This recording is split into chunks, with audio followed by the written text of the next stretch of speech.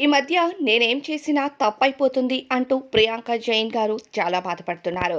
Priyanka social media ద్వారా చాలా యాక్టివ్‌గా ఉంటూ ఒకప్పుడు బుల్లితెరపై సీరియల్స్‌లో చాలా పద్ధతిగా కనిపిస్తూ ఎంతోమంది అభిమానుల్ని సొంతం చేసుకున్నారు. అయితే ప్రియాంక జైన్ మరియు యాక్టర్ శివ్ కూడా ఇద్దరు రిలేషన్‌షిప్‌లో ఉన్న సంగతి అందరికీ తెలిసిందే. అయితే బిగ్ బాస్‌కి వెళ్ళొచ్చినప్పటి నుంచి ప్రియాంక చాలా ఎక్స్‌పోజింగ్ చేస్తుంది అంటూ సోషల్ మీడియాలో ఆ మధ్య ప్రియాంక పైన ఎన్నో నెగెటివ్ కామెంట్స్ వచ్చాయి. అయినా అవన్నీ పట్టించుకోకుండా ప్రియాంక గారు ఆమె కెరియర్‌లో ముందుకు వెళ్తున్నారని చెప్పాలి.